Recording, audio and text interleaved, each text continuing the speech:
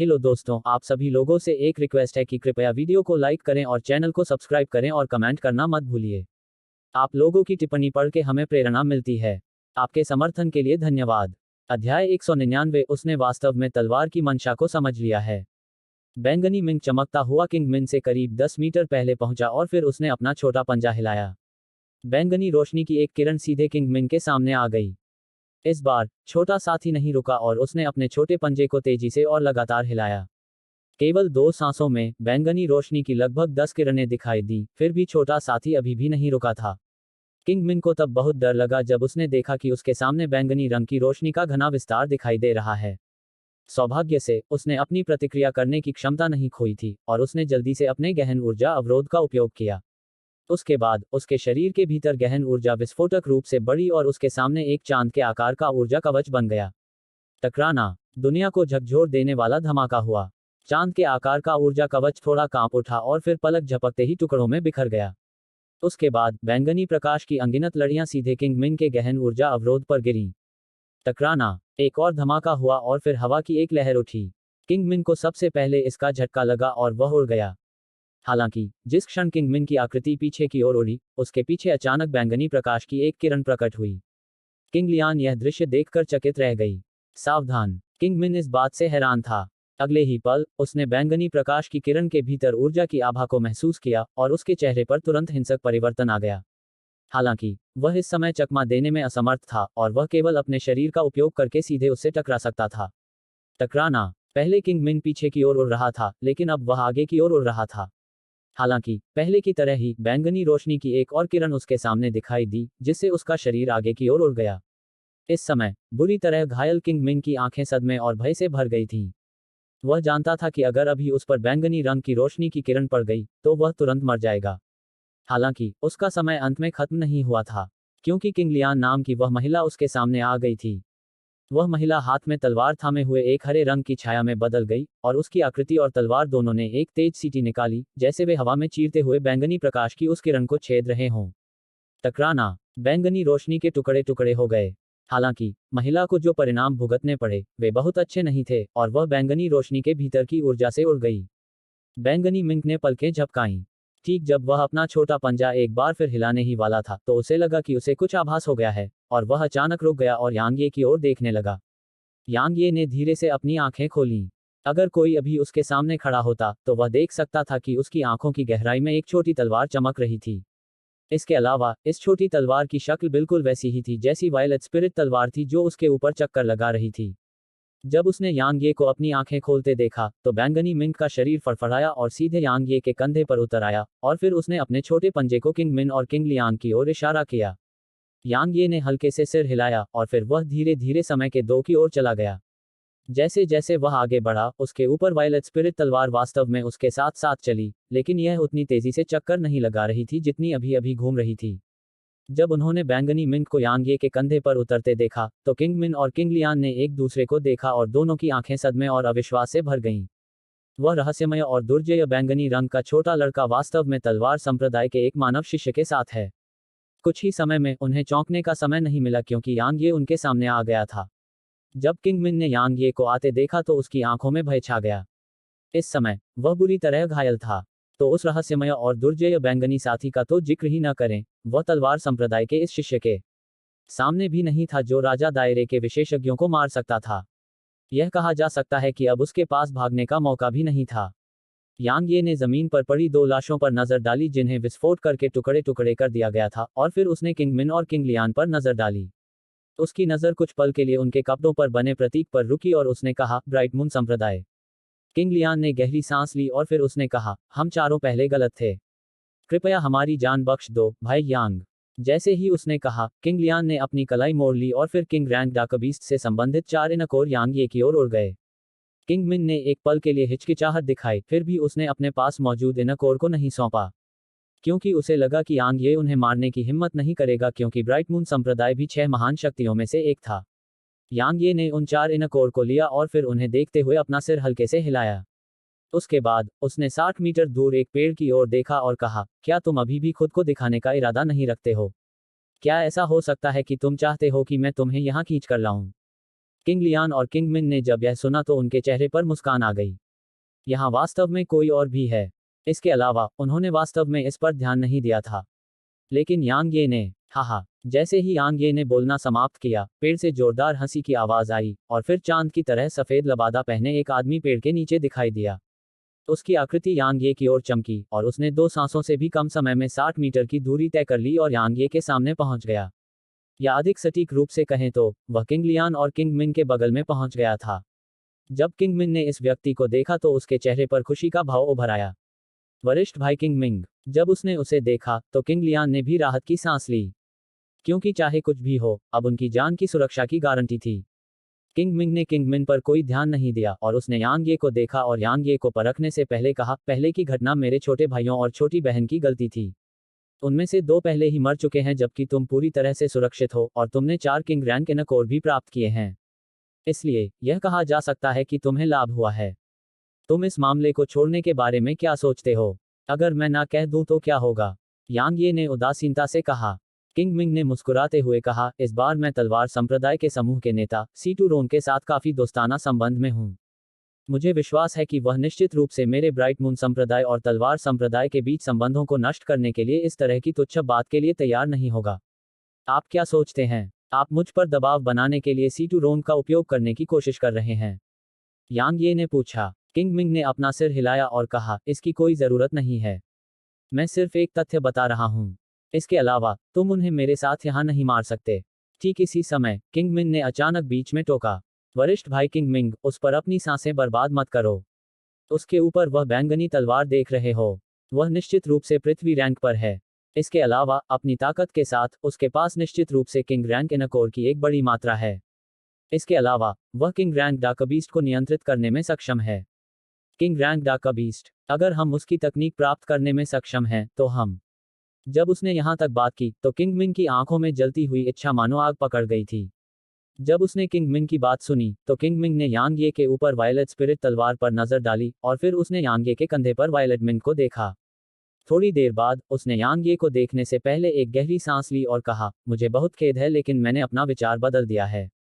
अपनी तलवार और जानवरों के राजाओं को नियंत्रित करने के लिए इस्तेमाल की जाने वाली विधि को सौंप दो और मैं तुम्हें एक तेज मौत की अनुमति दूंगा। किंग लियान ने अपना मुंह खोला फिर भी अंत में कुछ नहीं कहा। वह जानती थी कि अब वह चाहे जो भी कहे वह बेकार होगा और वह केवल अपने वरिष्ठ भाई के पक्ष में खड़ी हो सकती है। किंग मिंग की बात सुनकर यांग ये ठंडी हंसी हंसा और फिर उसने उपहास करते हुए कहा, क्या तुमने नहीं कहा कि तुम सीटू रोन को जानते हो? क्या तुमने नहीं कहा कि तुमने अपने ब्राइट मून संप्रदाय और तलवार संप्रदाय के बीच के रिश्ते को खराब करने से इनकार कर दिया है? तुम अब मेरे खिलाफ कदम उठाने का इरादा क्यों रखते हो?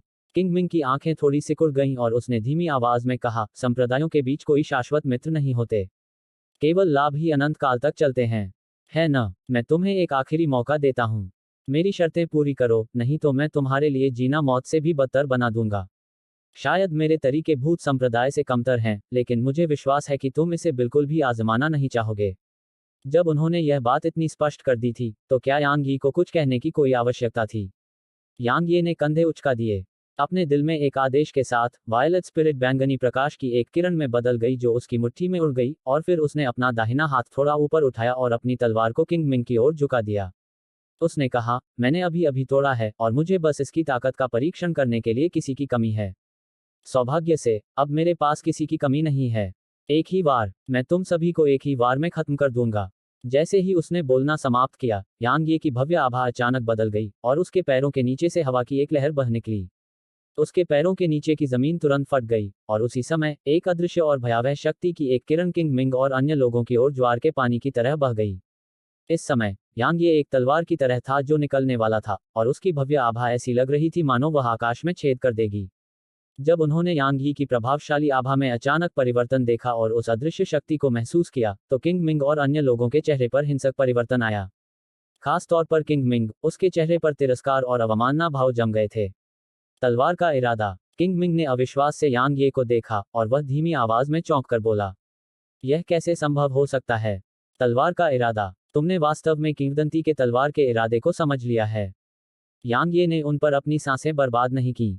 उसके शरीर के भीतर की सुनहरी गहन ऊर्जा विस्फोटक रूप से उभरी और तुरंत उसके दाहिने हाथ की मुट्ठी में मौजूद वायलेट स्पिरिट में प्रवाहित हुई और फिर उसने धीरे धीरे उसे ऊपर उठाया। एक निश्चित समय पर यांग ये ने जोर से चिल्लाया और फिर उसने अचानक किंग मिंग और अन्य लोगों की ओर नीचे की ओर वार किया। अध्याय 200 ट्रिपल किल। ऊर्जा विभाजित तलवार तकनीक। जैसे ही उसने बोलना समाप्त किया, वायलेट स्पिरिट की नोक से सुनहरी तलवार क्यूई की 3 किस्में निकलीं। इस बार तलवार क्यूई यांग यी द्वारा पहले की गई किसी भी तलवार क्यूई से कहीं अधिक तेज और तेज थी, क्योंकि इस तलवार क्यूई को तीसरे स्तर की तलवार की मंशा द्वारा बढ़ाया गया था। हाँ, इस समय यांग ये अब दूसरे स्तर पर नहीं था और वह तीसरे स्तर पर था, जो तलवार इरादे के प्रारंभिक चरण में भी पूर्णता थी। स्वर्ण तलवार क्यूई की 3 किस्में स्वर्ण बिजली के 3 बोल्ट की तरह थीं, और उन्होंने हवा के माध्यम से एक तेज सीटी उत्सर्जित की, क्योंकि वे किंग मिंग के 3 के समूह की ओर विस्फोटक रूप से फायर कर रहे थे। जब उन्हें पता चला कि यांग ये ने तलवार की मंशा को समझ लिया है, तो उन तीनों ने बिल्कुल भी लापरवाही करने की हिम्मत नहीं की। किंग मिंग ने एक कदम आगे बढ़ाया, जबकि उसकी आंखों में एक क्रूर भाव चमक उठा। उसने कहा, हमें एक ही वार में खत्म कर दोगे तुम। जैसे ही उसने बोलना समाप्त किया, उसने अपनी हथेलियां आगे की ओर दबाईं, जबकि उसके शरीर के भीतर की गहन ऊर्जा विस्फोटक रूप से उमड़ पड़ी। गहन ऊर्जा उसकी हथेलियों के चारों ओर कुंडलित होकर उमड़ पड़ी, और एक पल में उसने अपनी हथेलियां पीछे खींच लीं और अचानक उन्हें एक बार फिर आगे की ओर उछाल दिया। Overlapping wave palm. King Ming की जोरदार चीख के साथ ऊर्जा से संघनित कई हथेली के निशान किंग मिंग की हथेलियों से लगातार ज्वार की लहरों की तरह हिंसक रूप से बाहर निकले। तकनीक के नाम की तरह ये ऊर्जा हथेलियां वास्तव में क्रमिक रूप से बाहर निकली थीं, और उनके बीच थोड़ा सा भी अंतर नहीं था। बेशक सबसे महत्वपूर्ण तथ्य इस तकनीक की गति और ताकत थी। इसकी गति तलवार क्यूई की उन 3 धागों से कम नहीं थी जो यांग यी ने इस्तेमाल की थी, और इसकी ताकत के बारे में यह उन विस्फोटों से स्पष्ट था जो इसके सामने हवा से टकराने पर गूंजते थे। क्योंकि जिस समय ओवरलैपिंग वेव पाम तकनीक का प्रयोग किया गया था, उस समय आसपास कई विस्फोट हुए थे और यह तकनीक हवा को चीरती हुई ध्वनि थी। किंग मिंग के पीछे खड़े किंग मिन और किंग लियान ने राहत की सांस ली जब उन्होंने किंग मिंग को एक तकनीक का प्रदर्शन करते देखा। ओवरलैपिंग वेव पाम एक निम्न श्रेणी की अर्थ रैंक तकनीक थी। भले ही किंग मिंग अपनी ताकत पूरी तरह से प्रदर्शित करने में सक्षम नहीं था, लेकिन उन्हें लगा कि यह यांग ये की स्वर्ण तलवार क्यूई से निपटने में सक्षम होना चाहिए, जो तलवार के इरादे को ले जाती है। सभी की निगाहों के सामने स्वर्ण तलवार क्यूई की 3 किस्में ऊर्जा हथेलियों की स्ट्रिंग से टकरा गईं। वहां कोई विस्फोट नहीं हुआ जिसकी उन्हें उम्मीद थी, और न ही कोई जोरदार हंगामा हुआ। यांग यी की सुनहरी तलवार क्यूई सड़ी हुई लकड़ी को काटने वाली एक तेज कुल्हाड़ी की तरह लग रही थी, और इसने बिना किसी कठिनाई के उन ऊर्जा हथेलियों को काट दिया और किंग मिंग के 3 लोगों के समूह पर गोलीबारी जारी रखते हुए धीमा नहीं पड़ा। वे तीनों यह दृश्य देखकर चकित रह गए। हालांकि उनके लिए बच निकलना बहुत देर हो चुकी थी, क्योंकि तलवार की क्यूई की ये 3 किस्में उनके सामने आ चुकी थीं। तीनों ने पहले ही क्षण में अपनी गहन ऊर्जा अवरोधों को सक्रिय कर दिया। हालांकि तलवार क्यूई की 3 सुनहरी किस्में फिर भी उन्हें आसानी से काटती रहीं और सीधे उनके शरीर में घुस गईं। उनके शरीर में घुसने के बाद तलवार क्यूई की 3 किस्में बिखरी नहीं और दूर की ओर विस्फोटक रूप से चलीं। 100 मीटर से ज्यादा दूर तक गोली चलाने के बाद वे आखिरकार एक पहाड़ के किनारे एक दीवार से टकरा गईं। उसके बाद वहां 3 अथाह और काले छेद दिखाई दिए। किंग मिन की मृत्यु हो गई थी, और किंग लियान की भी, क्योंकि जब तलवार की क्यूई की ये 3 किस्में उनके शरीर में घुस गईं, तो तलवार की मंशा ने तुरंत उनके आंतरिक अंगों को चूर्ण में बदल दिया, जिससे वे तुरंत अपनी जान गंवा बैठे। जहां तक किंग मिन का सवाल है, वह अभी भी जीवित था, लेकिन वह अपनी कब्र में आधा जा चुका था। उसकी छाती के छेद से लगातार ताज़ा खून निकल रहा था। आपने सिर्फ तलवार की मंशा को नहीं समझा। किंग मिंग ने यांग ये को देखा, क्योंकि उसने शब्द दर शब्द कहा, आपने इसे प्रारंभिक तक प्राप्त कर लिया है। वह अंत में बोलना खत्म नहीं कर पाया, क्योंकि बैंगनी प्रकाश की एक किरण तुरंत उसकी गर्दन से होकर गुजरी और फिर उसका सिर हवा में उड़ गया। अपने हाथ की एक लहर के साथ वायलेट स्पिरिट उसकी मुट्ठी में वापस आ गई, और फिर यांग ये धीरे धीरे उनकी लाशों की ओर चला गया। जैसे ही उसने उन्हें देखा, यांग ये ने अपना सिर हिलाया और कहा, वास्तव में मैं दूसरों को लूटने और लूटने के खिलाफ नहीं हूं, लेकिन मैं दूसरों द्वारा मुझे लूटने और लूटने के खिलाफ हूं। इसके अलावा मैं लड़ाई खत्म होने से पहले कभी भी दूसरों पर अपनी सांस बर्बाद नहीं करता। जैसे ही उसने बोलना समाप्त किया, उनके पास मौजूद स्थानिक छल्ले उसके हाथ की एक लहर के साथ यांग ये की हथेली में उड़ गए। उसने एक पल के लिए उन्हें देखा, और फिर उसने एक और संतुष्ट मुस्कान प्रकट की, क्योंकि स्थानिक छल्लों के भीतर कुल 18 किंग रैंक इनकोर और कुछ तकनीकें थीं। इसके अलावा कुछ हजार ऊर्जा पत्थर भी थे। बेशक उसे तकनीकें और ऊर्जा पत्थर बिल्कुल पसंद नहीं थे। एकमात्र बात जिसके बारे में उसे थोड़ा अफसोस हुआ, वह यह थी कि किंग मिंग की स्थानिक अंगूठी में ओवरलैपिंग वेव पाम नहीं था। इसकी ताकत वाकई बहुत अच्छी थी, और उसकी तलवार क्यूई ने इसे इतनी आसानी से काट दिया था। इसका एकमात्र कारण उसका तीसरा स्तर का तलवार इरादा था, और दूसरा यह कि किंग मिंग इसकी ताकत को पूरी तरह से उजागर करने में सक्षम नहीं था। अन्यथा भले ही उसने अपने तीसरे स्तर के तलवार इरादे का उपयोग किया हो, फिर भी वह इतनी आसानी से इसे नहीं तोड़ पाएगा। हालांकि यह थोड़ा अफसोस की बात थी, लेकिन इस बार उसका लाभ बुरा नहीं था। इससे पहले दूसरों को लूटने से मिले लाभ के साथ अब उसके पास पर्याप्त इनकोर थे। इससे उसे याद आया कि किन शियुए ने उसे क्या बताया था कि आंतरिक जानवरों को मारना दूसरों के लाभ को लूटने और लूटने की तुलना में कम गति है। बेशक पूर्व शर्त यह थी कि ऐसा करने वाले व्यक्ति की ताकत जबरदस्त होनी चाहिए, अन्यथा उसके सामने मौजूद ये लोग स्पष्ट रूप से कमजोर होने के परिणाम प्रदर्शित करते हैं। यांग ये ने अपना सिर हिलाया और फिर अपने हाथ में पकड़ी हुई वायलेट स्पिरिट को देखा। कहने की जरूरत नहीं है कि उसने शुरू से ही इस तलवार को कम आंका था, और उसने कई मौकों पर सु किंगशी की बातों पर भी संदेह किया था। क्योंकि सु किंगशी ने कहा था कि यह तलवार कभी दाव आर्टिफैक्ट थी और इसमें एक तलवार स्पिरिट भी थी। हालांकि चूंकि यह उसके पास थी, इसलिए ऐसा लगता था कि इसने कभी भी दाव आर्टिफैक्ट के रूप में अपनी ताकत नहीं दिखाई, बल्कि कभी कभी कुछ असामान्य हरकतें की। हालांकि इस बार वायलेट स्पिरिट तलवार की हरकतों ने यांग ये को इसे एक नए नजरिए से देखने के अलावा कोई विकल्प नहीं दिया, क्योंकि यह वायलेट स्पिरिट ही थी जिसने उसे उस स्थिति में पहुंचाया था जिसका उसने पहले अनुभव किया था। इसके अलावा उसने अब वायलेट स्पिरिट के भीतर तलवार स्पिरिट को थोड़ा बहुत महसूस किया था। वह इसे सटीक तरीके से महसूस करने में असमर्थ था, और वह बस इतना ही महसूस कर पा रहा था कि वायलेट स्पिरिट के पास अपनी इच्छा शक्ति है। इसके अलावा वह यह महसूस करने में सक्षम था कि वायलेट स्पिरिट के भीतर तलवार आत्मा उसके साथ संवाद करना चाहती थी, लेकिन किसी अज्ञात कारण से यह स्पष्ट रूप से संवाद करने में असमर्थ थी। संक्षेप में उसके अंतर्ज्ञान ने उसे बताया कि उसके कब्जे में वायलेट स्पिरिट तलवार और सु किंगशी के कब्जे में हरे अंधेरे तलवार के भीतर तलवार आत्मा गहरी नींद में नहीं थी, और ऐसा लग रहा था जैसे कि इसे किसी चीज द्वारा सील कर दिया गया था। यांग ये ने अपना सिर हिलाया और अपने विचारों को नियंत्रित किया, और उसने इस बारे में सोचना बंद कर दिया। कोई बात नहीं, आज उसका लाभ बहुत बड़ा था। न केवल उसने 10 से अधिक आंतरिक कोर प्राप्त किए थे, बल्कि उसका तलवार का इरादा भी प्रारंभिक चरण में पूर्णता प्राप्त करने के लिए आगे बढ़ा था। प्रारंभिक चरण में पूर्णता प्राप्त करने के बाद यांग ये को यह देखकर सुखद आश्चर्य हुआ कि उसकी शक्ति में सिर्फ वृद्धि नहीं हुई थी। इसे और अधिक सटीक शब्दों में कहें तो तीसरा स्तर एक विभाजन था। एक बार जब कोई तलवार इरादे में तीसरा स्तर प्राप्त कर लेता है, तो उसकी शक्ति तुरंत एक नए स्तर पर पहुंच जाती है, और यह सिर्फ ताकत का गुणन नहीं था। इसलिए अब वह एसेंशियल रैंकिंग में प्रथम स्थान प्राप्त करने की अपनी क्षमता में थोड़ा अधिक आश्वस्त था।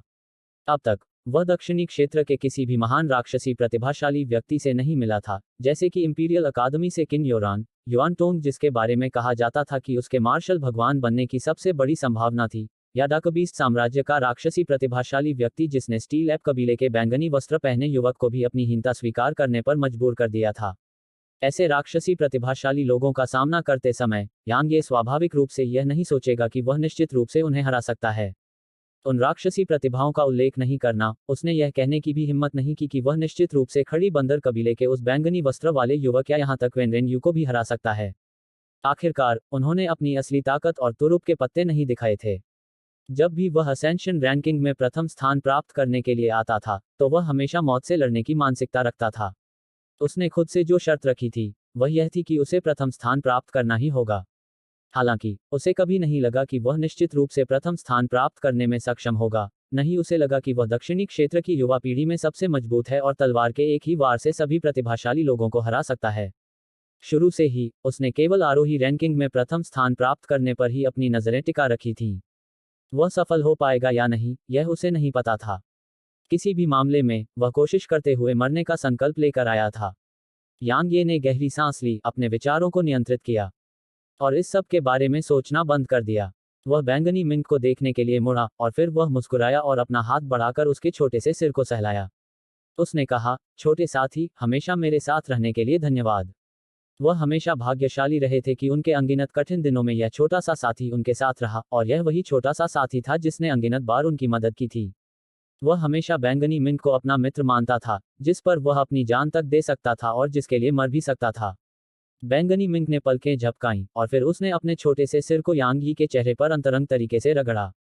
यांग ये मुस्कुराया, बैंगनी मिंक को अपनी बाहों में लिया और फिर दक्षिण की ओर चला गया। इससे पहले उसने किंग लियान को यह कहते हुए सुना था कि युआन टोंग ने किसी तरह का सम्मन जारी किया है। युआन टोंग और उसके संप्रदाय की स्थिति को देखते हुए मुझे लगता है कि दक्षिणी क्षेत्र के अनगिनत प्रतिभाशाली लोग पहले ही वहां एकत्र हो चुके हैं। तो यांग यी निश्चित रूप से इस तरह के एक भव्य आयोजन पर एक नज़र डालने का इरादा रखता था। शायद मैं युआन टोंग और डाकबीस्ट साम्राज्य के उस रहस्यमय प्रतिभाशाली व्यक्ति के बीच लड़ाई का पहले ही गवाह बन सकूं। यदि वह उनकी ताकत को देख पाता तो स्वाभाविक रूप से यह उसके लिए अच्छी बात होती। अध्याय 201 बैठक। यांग ये मूल रूप से दिखावा करने के लिए लाइटनिंग ईगल की सवारी करना चाहता था, लेकिन अंत में उसने यह विचार त्याग दिया, क्योंकि अगर वह इसकी सवारी करता तो वह दूसरों को कैसे लूटता और लूटता। वह स्वाभाविक रूप से अधिक किंग रैंक इन कोर प्राप्त करने के बारे में शिकायत नहीं करेगा, क्योंकि उनमें से हर एक धन का एक टुकड़ा था। रास्ते भर यांग ये को कई मानव गूढ़ ज्ञानियों का सामना करना पड़ा, लेकिन उसे कोई अज्ञानी मूर्ख नहीं मिला, और यांग ये इस वजह से थोड़ा उदास महसूस करने से खुद को नहीं रोक सका। कुछ ही समय में वह क्लाउड फॉल गॉज पर पहुंच गया। यह बहुत बड़ा था और स्वॉर्ड सेक्ट के भीतर कूल ब्रीज गॉज से कई गुना बड़ा था, और इसमें कम से कम कुछ 100,000 लोग आ सकते थे। इस समय यह बहुत चहल पहल वाला था, क्योंकि क्लाउड फॉल गॉज के बाईं ओर एक पहाड़ की चोटी पर अनगिनत डीपॉफर्स इकट्ठा हुए थे।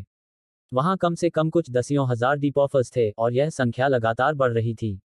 हालांकि यह भीड़भाड़ वाला नहीं लग रहा था। कुछ ही समय में यांग ये ने मुरोंग याओ और तलवार संप्रदाय के अन्य लोगों को पहाड़ की चोटी पर पाया। मुरोंग याओ और तलवार संप्रदाय के अन्य शिष्यों के अलावा अन्य 5 शक्तियों और शाही अकादमी के सदस्य भी यहाँ थे। हालांकि जब शाही महल के बाहर उनकी संख्या की तुलना की गई तो इन शक्तियों के शिष्यों की संख्या थोड़ी कम हो गई थी। अन्य किसी संप्रदाय की बात तो दूर, केवल तलवार संप्रदाय के ही प्रारंभिक 10 शिष्यों में से केवल 5 ही शेष बचे थे। यांग यी को आश्चर्य हुआ कि भूत संप्रदाय का एक भी सदस्य अनुपस्थित नहीं था। भूत संप्रदाय के अलावा मूल विद्यालय के सभी शिष्य भी यहाँ मौजूद थे।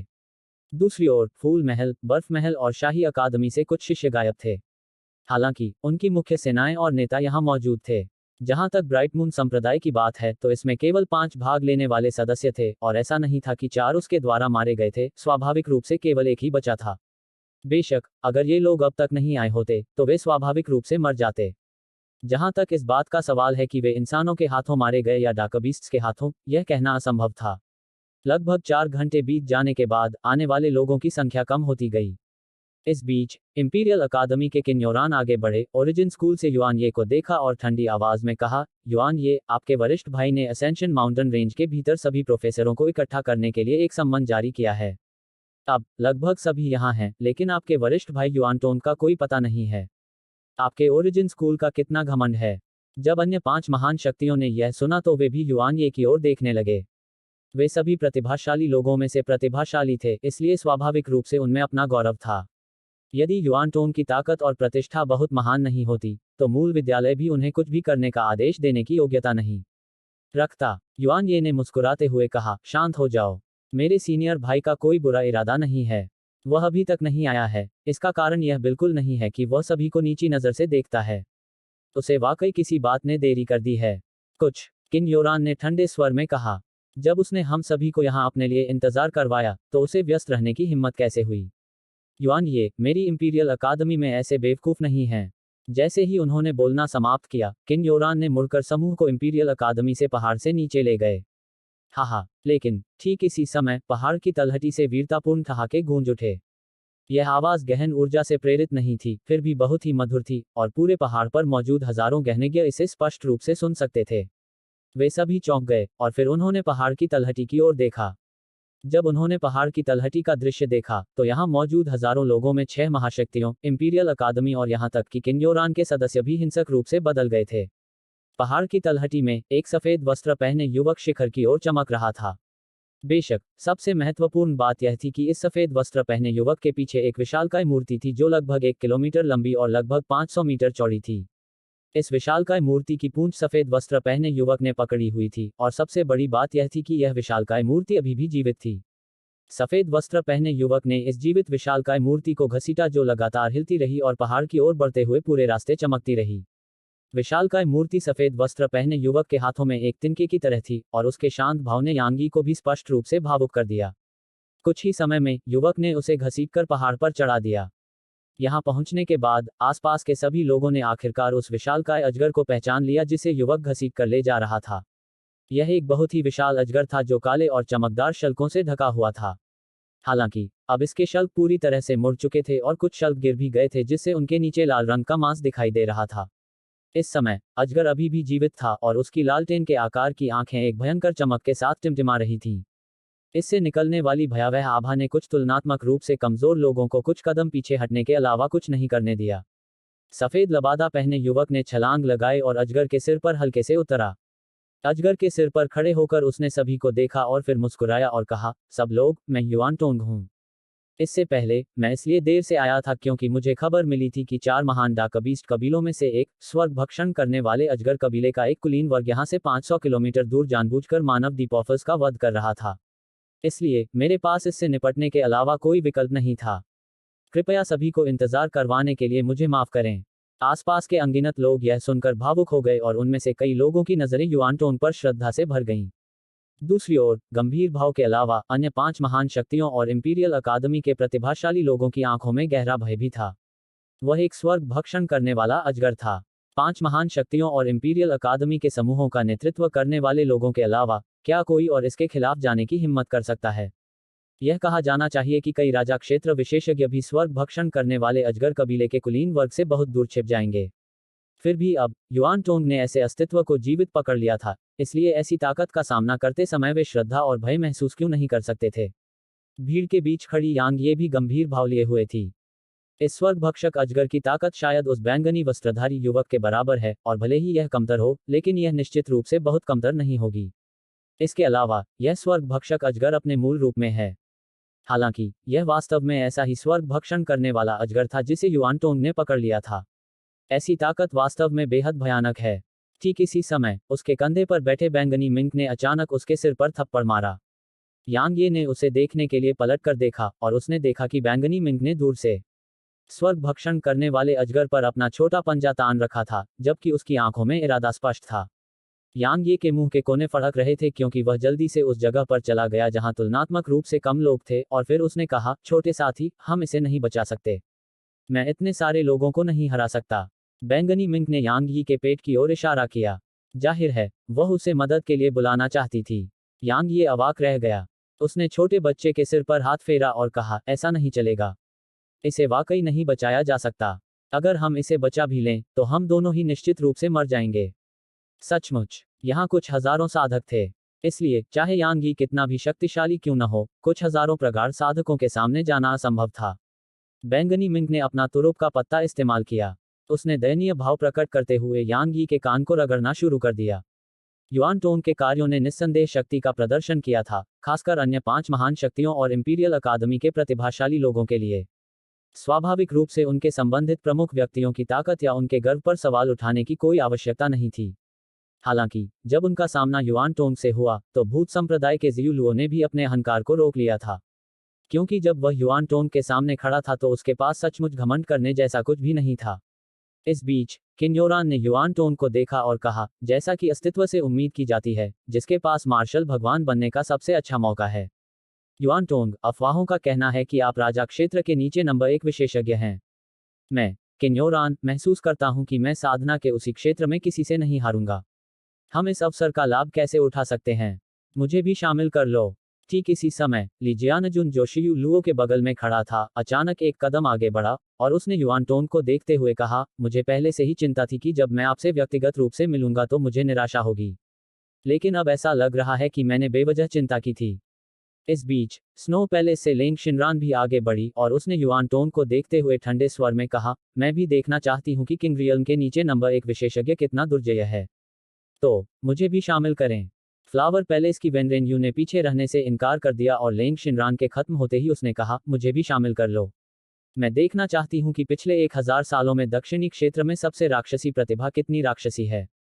वर्तमान में, मूल विद्यालय के अलावा, यहाँ उपस्थित 6 शेष महाशक्तियों में से 4 ने चुनौती जारी की थी, इसलिए केवल शेष तलवार संप्रदाय और ब्राइट मून संप्रदाय के सदस्यों के चेहरे पर कुछ भद्दे भाव थे। उनमें चुनौती देने के लिए योग्यता की कमी दिख रही थी, लेकिन अगर वे ऐसा नहीं करते तो क्या यह बहुत शर्मनाक नहीं होगा? मुरोंग याओ ऐसा करने ही वाली थी कि सीटू रोंग ने उसे देख लिया और जल्दी से उसके सामने खड़ा हो गया। उसने कहा, मुझे भी इसमें शामिल कर लो। तलवार संप्रदाय के प्रतिनिधि के रूप में, वह मुरोंग याओ को अपनी प्रसिद्धि चुराने की अनुमति कैसे दे सकता था? जब उन्होंने सीटू रोंग को अलग खड़ा देखा, तो आसपास के सभी लोगों ने उसे उदासीनता से देखा। उन्होंने कुछ नहीं कहा और बस उसे उदासीनता से देखा। लेकिन यह वास्तव में यही उदासीनता भरी नजर थी जिसने सीटू रोंग के चेहरे पर तुरंत लालिमा ला दी। हाहा, युआन टोंग अचानक जोर से हंस पड़ा। वह एक पल के लिए हंसा, फिर उसने अपनी नजर उन सभी लोगों पर डाली जिन्होंने उसे चुनौती दी थी, और फिर उसने कहा, चूंकि हर कोई मुझसे लड़ना चाहता था, इसलिए मुझे, युआन टोंग को स्वाभाविक रूप से युद्ध में आप सभी के साथ जाना चाहिए। हालांकि अभी यह सही समय नहीं है। क्या आप सभी जानते हैं कि असेंशन माउंटेन रेंज पर सभी डाकबीस्ट अब एक साथ आ गए हैं? अध्याय 202 छोटे साथी को उधार लें। यह सुनते ही सभी के चेहरे बदल गए। सभी डाकबीस्ट इकट्ठे हो गए हैं। यहाँ मौजूद सभी डिपॉफर्स की राय में यह खबर निस्संदेह बादल रहित आकाश से गिरी एक वज्रपात की तरह थी। आखिरकार डाकबीस्ट की ताकत इंसानों से बेहतर थी। इसलिए अगर इंसान उनसे संख्या और चालों से लड़े तो उनके पास अभी भी मौका होगा। लेकिन अब डाकबीस्ट एक साथ आ गए थे। तो इसका क्या मतलब था? इसका मतलब था कि भाग लेने वाले सभी डिपॉफर्स बर्बाद हो गए थे। किन योरान ने धीमी आवाज में कहा, सभी डाकबीस्ट पहले से ही इकट्ठे हो गए हैं। युआन टोंग ने हल्के से सिर हिलाया और कहा, इस साल की असेंशन रैंकिंग की तुलना पिछले साल से नहीं की जा सकती। इस बार असेंशन माउंटेन रेंज पर सभी किंग रैंक डाकबीस्ट ने अकेले लड़ना बंद कर दिया है, जैसा कि उन्होंने पहले किया था, और वे वैसे ही एकजुट हो गए हैं जैसे हम मानव प्रगाढ़ लोग हैं। सभी, मुझे लगता है कि मुझे इस बारे में और कुछ नहीं कहना चाहिए कि एकजुट हुए डाकबीस्ट कितने भयानक होंगे, है ना? इस बार डाकबीस्ट्स ने इतना असामान्य व्यवहार क्यों किया है? यह ली जियानजुन था जिसने यह सवाल पूछा था। इसके दो कारण हैं, युआन टोंग ने कहा। पहला कारण यह है कि डाकबीस्ट साम्राज्य में एक अत्यंत राक्षसी डाकबीस्ट प्रकट हुआ है। मुझे नहीं पता कि यह किस कबीले से है। किसी भी मामले में इसकी ताकत ने डाकबीस्ट साम्राज्य के सभी 4 महान डाकबीस्ट कबीलों के कुलीनों को उसके सामने झुकने पर मजबूर कर दिया। दूसरा कारण यह है कि अफवाह के अनुसार हम में से एक इंसान के पास एक रहस्यमय राजा रैंक डाकबीस्ट है। 4 महान डाकबीस्ट कबीलों के अलावा ग्रैंड मायरीड पर्वतों में व्यवहारिक रूप से सभी अन्य डाकबीस्ट इसके रक्तरेखा दबाव का विरोध करने में असमर्थ हैं। जब वह यहां तक बोला तो युआन टोंग अचानक मुड़ा और यांग ये की ओर देखा और कहा, तलवार संप्रदाय के मित्र, आप क्या सोचते हैं? युआन टोंग की आवाज सुनते ही सभी की नजरें एक साथ यांग ये की ओर चली गईं। नहीं, यह कहना चाहिए कि उनकी नजरें यांग ये के कंधे पर बैठे बैंगनी मिंट की ओर चली गईं। यांग ये की अभिव्यक्ति बदल गई। उसने हमेशा सोचा था कि उसने छोटे से साथी को बहुत अच्छी तरह से छिपाया है, फिर भी उसने कभी नहीं सोचा था कि दूसरों को बहुत पहले ही पता चल गया होगा। लेकिन युआन टोंग को कैसे पता चला? युआन टोंग ने यांग ये के कंधे पर बैंगनी मिंट को देखा और फिर उसने कहा, तुम वही रहस्यमय राजा रैंक डाकबीस्ट हो, है ना? यह वास्तव में अकल्पनीय है कि तुम्हारी आभा को छिपाने की क्षमता वास्तव में मुझे धोखा दे सकती है। जैसे ही उसने बोलना समाप्त किया, उसने यांग ये को देखा और कहा, आप वही यांग ये हैं जिसने एक राजा क्षेत्र विशेषज्ञ को मार डाला और एक आत्मा क्षेत्र विशेषज्ञ से लड़ाई की। चूंकि उसकी पोल खुल चुकी थी, इसलिए उसे छिपाने की कोई जरूरत नहीं थी। यांग ये ने सिर हिलाया और कहा, मैं समझ नहीं पा रहा हूं। तुमने मेरी तरफ क्यों ध्यान दिया होगा? मैं हमेशा से बहुत कम प्रोफाइल रखता आया हूं। एक लो प्रोफाइल। युआन टोंग ने अचानक अपना सिर हिलाया और मुस्कुराया, फिर उसने कहा, यांग ये, सम्राट जो के मकबरे पर मेरे मूल स्कूल, भूत संप्रदाय, फूल महल और तलवार संप्रदाय के सदस्यों की मौत आपसे संबंधित है ना?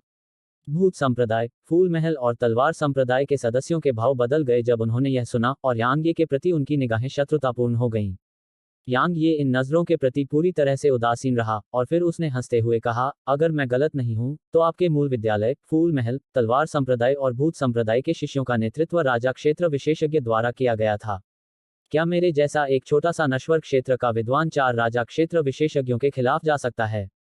मुझे याद है कि यह आपके मूल विद्यालय का एक आत्मा क्षेत्र विशेषज्ञ था जो कब्र के बाहर पहरा दे रहा था, है ना? क्या ऐसा हो सकता है कि आपके मूल विद्यालय ने सभी को मार डाला और मुझ पर दोष मढ़ना चाहता है? जब उन्होंने यांग ये की बात सुनी, तो सभी ने फिर से युआन टोंग की ओर देखा। कहने की जरूरत नहीं है, यांग ये के शब्द वाकई समझ में आए। आखिरकार, यांग ये तब पहले स्वर्ग क्षेत्र में नहीं था, तो वह 4 राजा क्षेत्र विशेषज्ञों को कैसे मार सकता था? बहुत से लोगों ने यह नहीं देखा कि सिर्फ फूल महल की वेनरेन यू की नजर अभी भी यांग ये पर थी। अगर यांग ये के साथ उसकी लड़ाई नहीं हुई होती, तो वह सोचती कि सम्राट जो के मकबरे में जो हुआ, वह बिल्कुल भी उसका काम नहीं था। लेकिन अब, युआन टोंग ने अपना सिर हिलाया और कहा, मेरा उस मामले को आगे बढ़ाने का कोई इरादा नहीं है। वर्तमान में, हम मानव डिफॉर्मर्स और डाकबीस्ट साम्राज्य के डाकबीस्ट के बीच जीवन और मृत्यु की लड़ाई होने वाली है। यह डाकबीस्ट के लिए बहुत बड़ा खतरा है, इसलिए मैं इसे उधार लेना चाहता हूं, ठीक है? इसे अपने पास रखकर, मैं निश्चित रूप से हम मानव डिफॉर्मर्स को होने वाले नुकसान को बहुत कम कर पाऊंगा। उस पर अपनी सांसें क्यों बर्बाद कर रहे हो? हम इतने सारे हैं, क्या ऐसा हो सकता है कि वह हमें अपनी सांसें उधार न देने की हिम्मत करे? मेरी राय में, हमें उससे पूछना चाहिए कि वह हमें बताए कि वह डाकबीस्ट को कैसे नियंत्रित करता है। इस तरह, क्या हम इंसानों को डाकबीस्ट से डरना पड़ेगा? किन योरान ने किनारे से ठंडे स्वर में कहा। भाई किन सही कह रहे हैं। इस बीच, भूत संप्रदाय के लिए जियानजुन ने कहा, चूंकि भाई युआन ने कहा है कि यह छोटा सा साथी ग्रैंड मायरीड पर्वत के डार्क बीस्ट्स के लिए एक बड़ा खतरा है, तो हमें इसे उससे छीन लेना चाहिए। अगर वह विरोध करता है तो हम उसे मार देंगे। हा हा हा, यांग ये जोर से हंसा। वह कुछ देर तक हंसता रहा, फिर उसने किन योरान और ली जियानजुन को देखा और फिर बोला, बस मुझे मार दो, मैं यही हूँ। क्या तुम दोनों एक एक करके मुझसे लड़ोगे, या शायद तुम सेना में शामिल होने का इरादा रखते हो? सेना में शामिल हो, किन योरान ने तिरस्कार के साथ कहा, तुम्हारे खिलाफ। ऐसा मत सोचो कि तुम मेरे सामने अहंकार से पेश आ सकते हो, क्योंकि तुम एक राजा क्षेत्र विशेषज्ञ को मारने में सक्षम हो। मानो या ना मानो, मैं तुम्हें 10 चालों में खत्म कर दूंगा। मुझे नहीं पता, ये शब्द यांग ये ने नहीं कहे थे, बल्कि फ्लावर पैलेस से वेनरेन यू ने कहे थे। उसने किन योरान को देखा और उदासीनता से कहा, किन योरान, अगर तुम उसे 10 चालों में खत्म करने में सक्षम हो, तो मैं तुम्हें अपनी उच्च श्रेणी की अर्थ रैंक जेड क्लाउड रिंग दूंगी। अगर तुम असमर्थ हो, तो मुझे अपना वह उच्च श्रेणी का अर्थ रैंक लैंड डायग्राम दे दो, ठीक है? किन योरान की आंखें सिकुड़ गईं और उसने कहा, तुम्हारी जेड क्लाउड अंगूठी मेरी है। जैसे ही उसने बोलना समाप्त किया, उसका रूप अचानक गायब हो गया और तुरंत यांग ये के सामने आ गया। उसके बाद उसने यांग ये के सिर पर अपनी मुट्ठी से जोरदार प्रहार किया। इसके अलावा यह इतना तेज था कि आसपास के अनगिनत लोग स्पष्ट रूप से यह नहीं देख पाए कि वह कैसे गायब हो गया और यांग ये के सामने आ गया। जब उसने किन योरान को हमला करते देखा, तो यांग ये के चेहरे पर एक क्रूर भाव उभर आया। उसने अपनी सांस बर्बाद नहीं की और अपनी मुट्ठी भी आगे की ओर पटक दी। मुट्ठियों की टक्कर में यांग ये को कभी किसी का डर नहीं लगा था। टकराना। यांग ये और किन योरान के पीछे हटने से पहले एक विस्फोट हुआ। यांग ये ने 2 कदम पीछे लिए थे, जबकि किन योरान ने 5 कदम पीछे लिए थे। यह देखकर आसपास के लोगों में चीख पुकार मच गई। जाहिर है, किसी ने कल्पना भी नहीं की थी कि यांग ये वास्तव में किन योरान से लड़कर बढ़त हासिल कर सकती है। इस समय किन योरान का चेहरा बहुत ही भद्दा था। उसने कभी नहीं सोचा था कि तलवार संप्रदाय के किसी व्यक्ति द्वारा उसे वास्तव में वापस उड़ा दिया जाएगा। यह उसके लिए अपमानजनक था। जब उसने यहां तक सोचा, तो किन योरान की आंखों में एक खौफनाक हत्या की भावना उभरी, और उसने कहा, मैंने पहले तुम्हें कम आंका था। मुझे कभी उम्मीद नहीं थी कि तुम में कुछ क्षमता होगी। हालांकि, चूंकि मैंने कहा था कि मैं तुम्हें 10 चालों में खत्म कर दूंगा, तो मैं ऐसा करूंगा। जैसे ही उसने बोलना समाप्त किया, उसने एक कदम आगे बढ़ाया, जबकि उसके शरीर के भीतर की गहन ऊर्जा उसके दाहिने हाथ में प्रवाहित हुई। उसके दाहिने हाथ पर पहने कपड़े तुरंत टुकड़े टुकड़े हो गए। उसी समय बर्फ के क्रिस्टल की एक मोटी परत ने उसके हाथ को ढक लिया। अगले ही पल किन योरान ने दूर से यांग ये की ओर थप्पड़ मारते हुए जोर से चिल्लाया। तुरंत गहन ऊर्जा से बना एक विशाल बर्फ का तार तुरंत यांग ये की ओर फट पड़ा। उसी समय उसकी आकृति चमक उठी। वह बर्फ के तार के पीछे पीछे चलता हुआ यांग यी की ओर दौड़ा और उसने अपने पीछे कई छवियां छोड़ी। जहां भी बर्फ का तार का पेड़ गुजरा, वहां हवा भी तुरंत जम गई, और आसपास बर्फ के असंख्य विशाल खंड दिखाई देने लगे। यह निम्न श्रेणी की पृथ्वी रैंक युद्ध तकनीक है, 1000 लीग बर्फ। मुरोंग याओ ने उस विशाल बर्फ के तार को देखकर एक गंभीर अभिव्यक्ति प्रकट की। दूसरी ओर सीटू रोंग ने ठंडी मुस्कान दी। वह शुरू से ही यांग ये को नापसंद करता था, इसलिए उसे लगा कि अगर यांग ये किन योरान के हाथों मर जाए तो यह अच्छी बात होगी। जब वह बर्फ का तार उसके सामने आया, तो यांग ये की आंखें सिकुड़ गईं, क्योंकि वायलेट स्पिरिट ने तुरंत अपना म्यान छोड़ दिया और उसने तेजी से उसे विशाल बर्फ के तार की ओर फेंक दिया। जब किन योरान ने इस तकनीक को अंजाम दिया था, तो उसे इसकी कमजोरी का पता चल गया था, लेकिन फिर भी उसने इसे बलपूर्वक नष्ट करने का विकल्प चुना, क्योंकि वह अपने बहुत से तुरुप के पत्तों को उजागर नहीं करना चाहता था। आखिरकार कई राक्षसी प्रतिभाएं उसे चारों ओर से घूर रही थीं। टकराना। वायलेट स्पिरिट ने तुरंत बर्फीली हथेली को चीर दिया। हालांकि उसके तुरंत बाद यांग ये की अभिव्यक्ति बदल गई, क्योंकि वायलेट स्पिरिट वास्तव में तुरंत जम गई थी। इसके अलावा बर्फ बहुत तेज गति से फैल रही थी। एक पल में यह उसके हाथ पर आ गई, और फिर बर्फ के क्रिस्टल की एक परत उसके पूरे शरीर में खतरनाक गति से फैलने लगी। एक सांस लेने के समय से भी कम समय में यांग ये एक बर्फ की मूर्ति बन गई थी। ठीक इसी समय किन योरान यांग ये के सामने आ गया था, और फिर उसकी बर्फ से ढकी मुट्ठी जोर से यांग ये के माथे के बीच की ओर जा गिरी। मुरोंग याओ कुछ करने ही वाली थी, लेकिन उसने कुछ किया भी नहीं था कि इंपीरियल अकादमी के एक ठंडे आदमी ने उसे पकड़ लिया और उसे कोई भी जल्दबाजी करने की हिम्मत नहीं करने दी। ठीक उसी समय जब किन योरान की मुट्ठी यांग ये के माथे के बीचों बीच लगने वाली थी, अचानक तलवार की चीख गूंजी। यांग ये के हाथ में पहले से जमे हुए वायलेट स्पिरिट से अचानक एक चमकदार बैंगनी रोशनी की किरण फूट पड़ी, और फिर वह बिजली के एक बोल्ट की तरह किन योरान की छाती की ओर चमक उठी। अध्याय 203 उसकी शक्ति का 50%। युआन टोंग ने यह दृश्य देखकर धीरे से कहा, और पहली बार उसकी आंखों में दिलचस्पी की झलक दिखाई दी। दूसरी ओर तलवार संप्रदाय के उन सदस्यों की आंखों में एक हैरान करने वाला भाव दिखाई दिया क्योंकि उन्होंने ऐसी तलवार तकनीक कभी नहीं देखी या सुनी थी। जिस क्षण उन्होंने यांग ये की तलवार को बर्फ को तोड़ते हुए देखा, भूत संप्रदाय के 3 सदस्यों और स्नो पैलेस के लेंग शिनरान के चेहरे पर गंभीर भाव आ गए। भले ही यह सिर्फ बर्फ को तोड़ने का एक कार्य था, लेकिन अपनी क्षमता के साथ वे स्वाभाविक रूप से जानते थे कि अगर तलवार बिना नियंत्रित किए अकेले हमला कर सकती है तो इसका क्या मतलब है। जिस क्षण से वायलेट स्पिरिट बर्फ से बाहर निकली, किन योरान की अभिव्यक्ति थोड़ी बदल गई थी। जाहिर है, उसने कभी इसकी उम्मीद नहीं की थी। हालांकि उसकी प्रतिक्रिया धीमी नहीं थी। उसने ठंडी आवाज में अपनी मुट्ठी फैलाई जो मूल रूप से यांग ये के माथे के केंद्र की ओर फट रही थी, और उसने वायलेट स्पिरिट की तलवार को पकड़ लिया जो बिजली के बोल्ट की तरह चमक उठी। इसके अलावा उसकी हरकतें इतनी तेज थीं कि वे वास्तव में वायलेट स्पिरिट से थोड़ी तेज थीं। वायलेट स्पिरिट की नोक अभी किन योरान की छाती को छू ही रही थी कि उसने उसे पकड़ लिया। अचानक वायलेट स्पिरिट एक बार फिर बर्फ में बंद हो गई।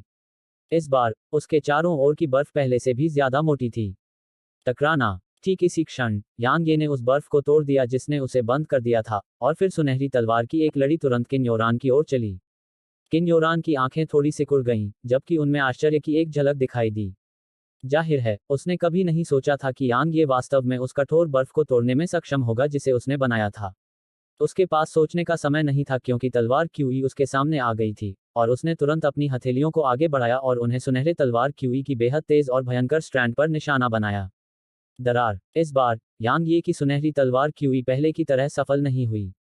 जब वह किन योरान की हथेली के संपर्क में आई, तो तलवार क्यूई तुरंत जम गई और बर्फ की एक चमकदार सफेद पट्टी बन गई जो हवा में रुक गई। वह बर्फ में भी तकनीक को सील कर सकता है। किन योरान की 1000 लीग बर्फ तकनीक में उपलब्धियां पहले से ही उन्नत चरण में पहुंच चुकी हैं। ओरिजिन स्कूल के युआन ये ने धीरे से कहा जब उसने देखा कि सुनहरी तलवार क्यों जम गई है। युआन टोंग हल्के से मुस्कुराया और युआन ये के पास चुपचाप खड़ा रहा। यांग यी के चेहरे पर एक गंभीर भाव उभर आया जब उसने देखा कि सुनहरी तलवार क्यूई की डोरी बर्फ में बंद हो रही है। उसकी यह युद्ध तकनीक वाकई असाधारण है। यह वास्तव में मेरी सुनहरी तलवार क्यूई को भी बर्फ में बंद करने में सक्षम है। ऐसा लगता है कि मुझे थोड़ा और गंभीर होना चाहिए। जब उसने यहां तक सोचा, तो यांग ये ने अपने दिल में एक आदेश जारी किया। वायलेट स्पिरिट एक बार फिर बर्फ को तोड़कर बैंगनी रोशनी की एक किरण में बदल गई जो आसमान में चली गई।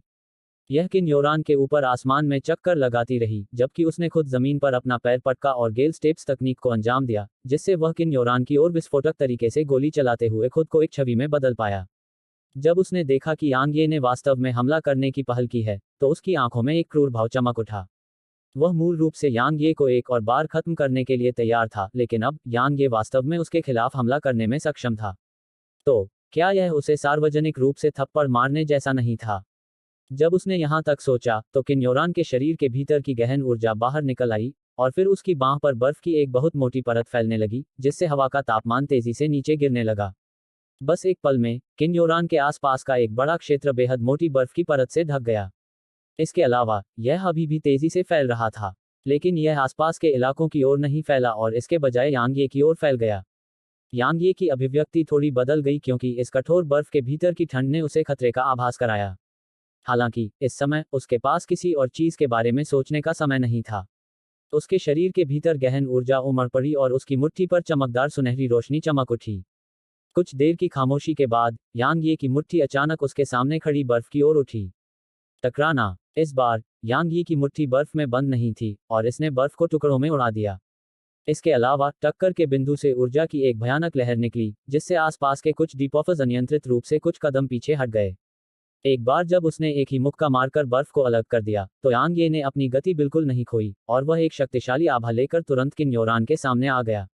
उसके बाद उसकी मुट्ठी जो सुनहरी रोशनी से चमक रही थी, तेजी से किन योरान के सिर की ओर मुड़ी। जहां भी उसकी मुट्ठी गुजरी, वहां हवा के फटने की आवाज निकली और इस तरह की ताकत ने आसपास के सभी दर्शकों को स्पष्ट रूप से प्रभावित किया। विशेष रूप से तलवार संप्रदाय के सदस्य, क्योंकि वे जानते थे कि उन्होंने यांग ये को कमाका था। यहां मौजूद लोगों में सबसे शांत वेनरेन यू थी क्योंकि सिर्फ वही जानती थी कि यह यांग ये की असली ताकत नहीं थी। शायद किन योरान की ताकत उससे थोड़ी ज्यादा थी, लेकिन वह उससे ज्यादा ताकतवर नहीं हो सकता था।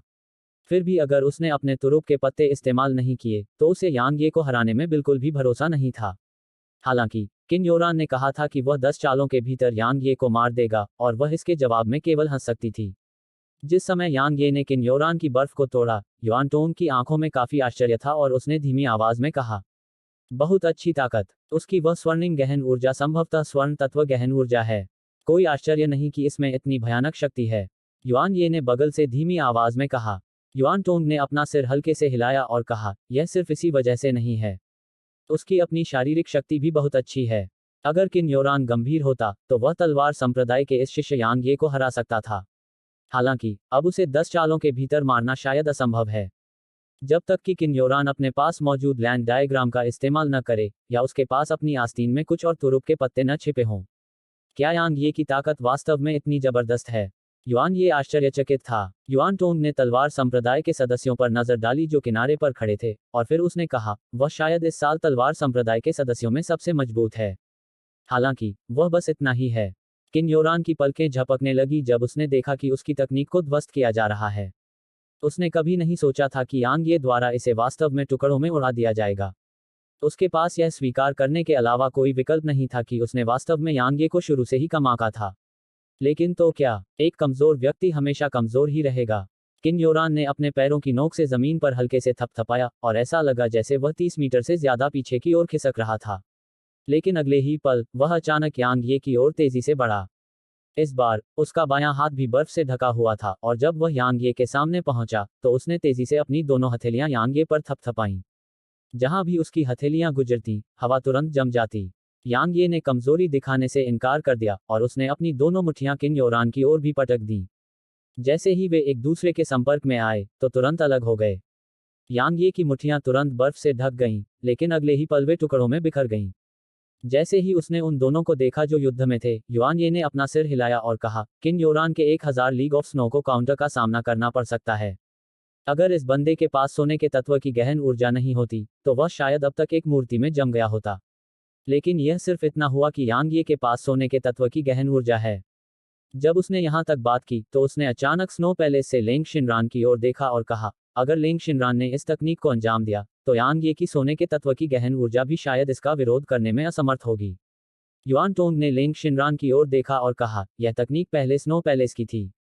इतने सालों पहले स्नो पैलेस ग्रैंड किन साम्राज्य की इंपीरियल अकादमी का एहसानमंद था, इसलिए उसने यह तकनीक इंपीरियल अकादमी को दे दी।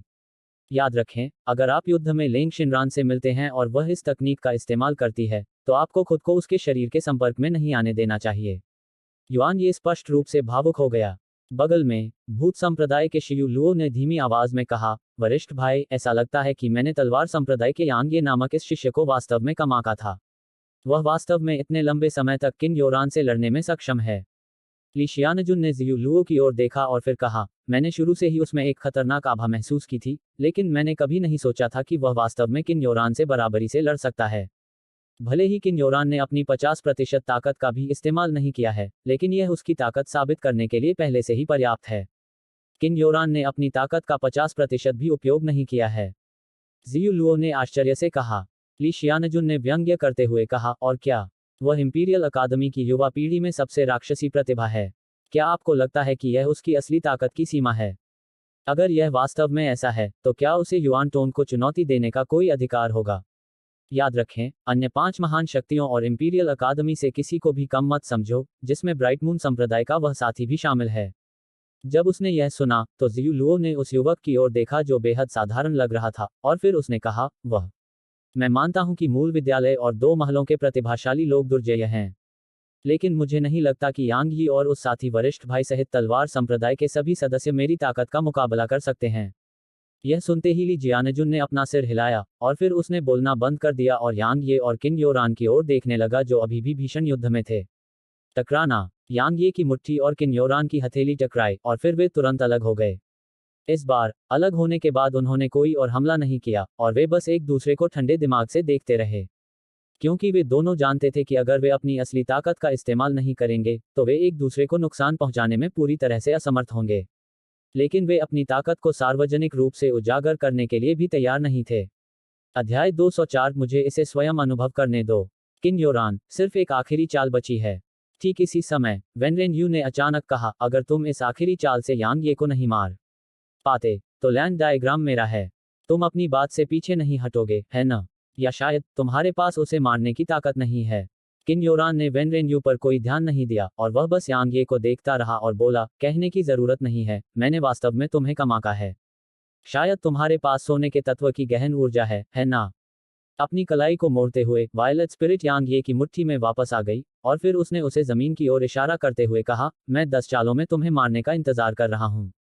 आओ और कोशिश करो। किन योरान की निगाहें तुरंत बर्फ जैसी ठंडी हो गईं और उन्होंने कहा, चूंकि तुम मरना चाहती हो तो मैं तुम्हारी इच्छा पूरी करूंगा। जैसे ही उसने बोलना समाप्त किया, उसके शरीर के भीतर की गहन ऊर्जा पागलपन की हद तक बढ़ गई। हालांकि जब वह हमला करने वाला था तो युआन टोंग अचानक उन दोनों के बीच में आ गया। उसने यांग ये पर नजर डाली और फिर किन योरान और वैनरेन यू को देखने लगा। उसने कहा, क्या आप दोनों के बीच की शर्त को असेंशन रैंकिंग के दूसरे दौर की लड़ाइयों तक टाला जा सकता है? आज मुझे कुछ सम्मान दो और इसे अभी के लिए अलग रखो, ठीक है? आखिरकार अभी हमारा सबसे बड़ा दुश्मन ग्रैंड मायरीड पर्वतों के डाकबीस्ट हैं।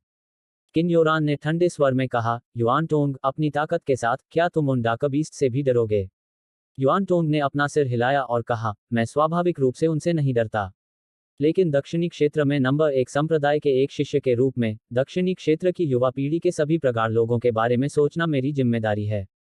6 महान शक्तियों और इंपीरियल अकादमी के शिष्यों को डाकबीस्ट से डरने की कोई जरूरत नहीं है, लेकिन हमारे पीछे इन अन्य प्रगाढ़ लोगों के बारे में क्या? इसलिए मुझे उम्मीद है कि आप दोनों अस्थायी रूप से अपने मतभेदों को एक तरफ रख देंगे और हमारे दुश्मनों के खिलाफ सेना में शामिल हो जाएंगे, ठीक है? जब उन्होंने उसे सुना तो आसपास के सभी प्रगाढ़ लोगों ने तुरंत आभार व्यक्त किया। वास्तव में 6 महान शक्तियों और इंपीरियल अकादमी के शिष्यों को डाकबीस्ट से डरने की कोई जरूरत नहीं थी, लेकिन उन्हें डरना पड़ा। खासकर तब जब उन डाकबीस्ट ने समूह बना लिए थे। वर्तमान में उनके पास एकजुट होकर डाकबीस्ट का विरोध करने का एकमात्र मौका था, और केवल इस तरह से उनके पास बचने का मौका था। ओरिजिन स्कूल सही है, अचानक भीड़ में से किसी ने चिल्लाकर कहा। ओरिजिन स्कूल सही है, ओरिजिन स्कूल सही है। उसके बाद आसपास के इलाके में लगातार कई जोरदार नारे गूंजने लगे। यह देखकर किन योरान के चेहरे पर थोड़ा सा बदलाव आया और वह कुछ पल के लिए झिझका और फिर यांग यी की तरफ ठंडी नजर से देखने लगा।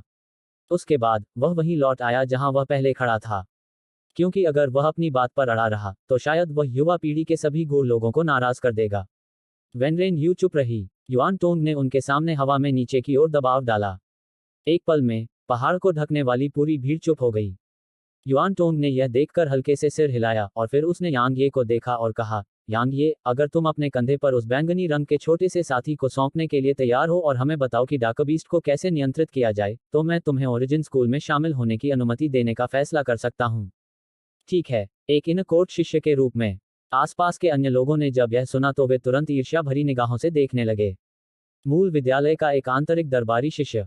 इसका क्या मतलब था? इसका मतलब था कि यांग ये का भविष्य बहुत बढ़िया होगा, और यह दर्शाता था कि यांग ये के पास असाधारण रूप से शक्तिशाली समर्थन होगा। अगर वह ओरिजिन स्कूल का आंतरिक दरबारी शिष्य होता, तो क्या भविष्य में कोई उसे सम्मान नहीं देता? बेशक, डाकबीस्ट को नियंत्रित करने के तरीके की तुलना में ये शब्द बेहद घटिया थे। लेकिन समस्या यह थी, क्या यांग ये के पास कोई विकल्प था? जब उन्होंने सुना कि युआन टोंग, वेनरेन यू, लेंग शिनरान, शियुलुओ और ली जियानजुन सभी यांग ये की ओर देख रहे थे क्योंकि वे देखना चाहते थे कि यांग ये की पसंद क्या होगी। बेशक, तलवार संप्रदाय भी इन लोगों में शामिल था जो यांग ये को देख रहे थे। मुरोंग याओ के होंठ थोड़े हिले, फिर भी वह अंत में कुछ नहीं बोली। दूसरी ओर सिटुरोंग ने इसके बजाय ठंडी मुस्कान दी। यांग ये ने बैंगनी मिंक पर नजर डाली और फिर वह युआन टोंग को देखने के लिए मुड़ने से पहले मुस्कुराया। उसने कहा, अफवाह के अनुसार ओरिजिन स्कूल का युआन टोंग पिछले 1000 सालों से दक्षिणी क्षेत्र में सबसे राक्षसी प्रतिभा है।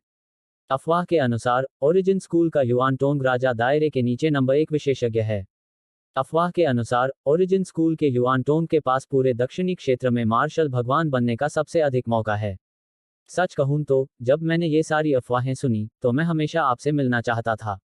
अब जब मैं मिल गया हूं तो मैंने कभी उम्मीद नहीं की थी कि जिस व्यक्ति के मार्शल भगवान बनने की सबसे अधिक संभावना है, वह वास्तव में इतना काया और वास्तव में इतना बेशर्म पाखंडी है।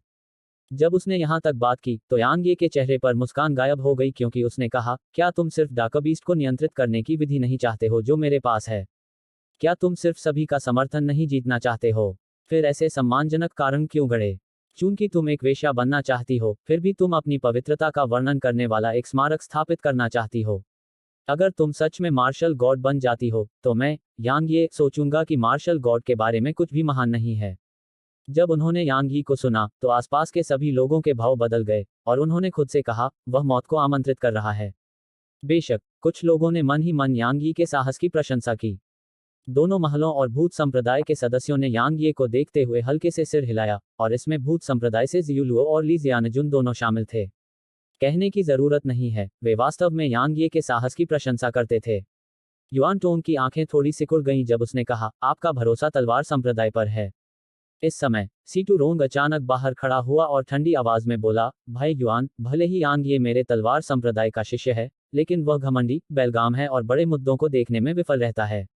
इसके अलावा वह एक निर्दयी व्यक्ति है जो मेरे तलवार संप्रदाय के साथी भाइयों पर जानलेवा प्रहार भी करता है। तलवार संप्रदाय के समूह के नेता के रूप में मैं घोषणा करता हूं कि असेंशन माउंटेन रेंज पर यांग ये के सभी कार्य और शब्द हमसे पूरी तरह से असंबंधित हैं। आप सभी अपनी मर्जी से कर सकते हैं। जैसे ही उसने बोलना समाप्त किया, मुरोंग याओ और किन फैन के अलावा तलवार संप्रदाय के अन्य सभी 4 सदस्य सीटू रोंग के पीछे खड़े हो गए। हालांकि सीटू रोंग यह ध्यान देने में विफल रहा कि जब उसने ये शब्द कहे तो वैन यू, लेंग शिनरान और किन योरान ने उसके प्रति स्पष्ट अवमानना की। आखिरकार एक संप्रदाय के साथी सदस्यों के बीच दुश्मनी हो सकती है और वे बंद दरवाजों के पीछे इसका मुकाबला कर सकते हैं। हालांकि जब दूसरे लोग अपने संप्रदाय के सदस्यों को धमकाने का इरादा रखते हैं, तो यह कुछ ऐसा था जिसे उन्हें हर कीमत पर रोकना था, क्योंकि यह संप्रदाय के सम्मान से जुड़ा था। फिर भी सीटू रोंग ने ऐसा कृत्य करने में संकोच नहीं किया। अन्य महाशक्तियों के सदस्यों की तो बात ही छोड़िए, उन स्वतंत्र साधकों ने भी उनके प्रति खुली अवमानना की। सीटू रोंग, यांग ये मेरे तलवार संप्रदाय का शिष्य है। क्या यह ऐसा कुछ है जिसे आप बदल सकते हैं? मुरोंग याओ ने धीमी आवाज में पूछा। मैंने यह नहीं कहा कि वह तलवार संप्रदाय का अनुयायी नहीं है। सीटू रोंग ने ठंडे स्वर में कहा, मैंने केवल इतना कहा कि उसके शब्दों और कार्यों का हमसे कोई संबंध नहीं है। इसके अलावा इस समय सभी लोग बहुत बड़े खतरे का सामना कर रहे हैं।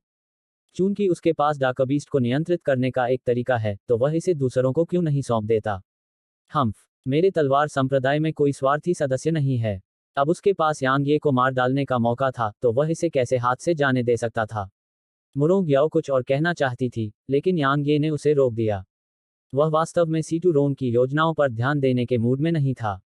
यांग ये ने सीटू रोंग पर एक नजर भी नहीं डाली और उसने सीधे युआन टोंग को देखा और कहा, युआन टोंग, मैं इसे फिर से कहूंगा, मैं वास्तव में उत्सुक हूं, आपने कैसे जाना कि मेरा यह छोटा सा साथी एक किंग रैंक डार्कबीस्ट है? जब उन्होंने यांग ये की आवाज सुनी, तो आसपास के सभी लोग चौंक गए और बैंगनी मिंक पर उनकी नजरें बदल गई थीं।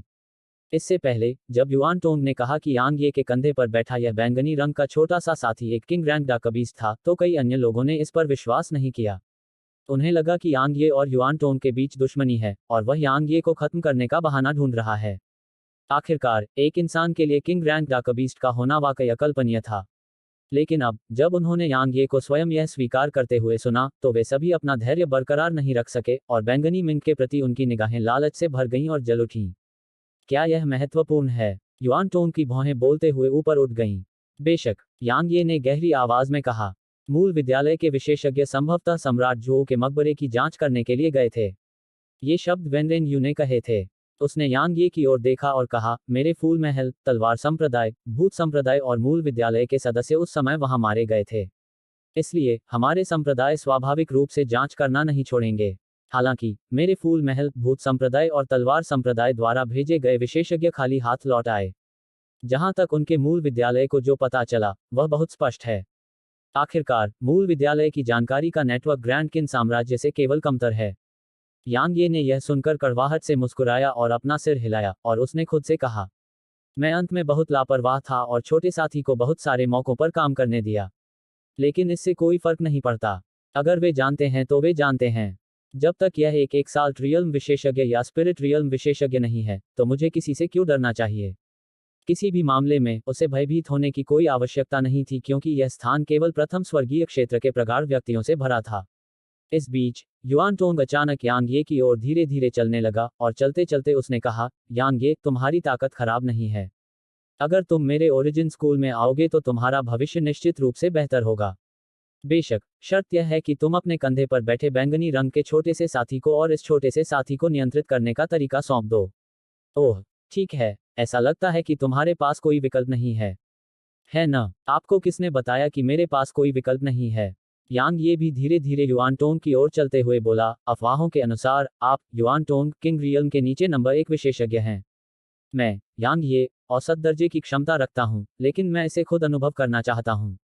हेलो दोस्तों, आप सभी लोगों से एक रिक्वेस्ट है कि कृपया MP स्टोरी बॉय चैनल को सब्सक्राइब करें और वीडियो को लाइक करें। कमेंट करना मत भूलिए। धन्यवाद।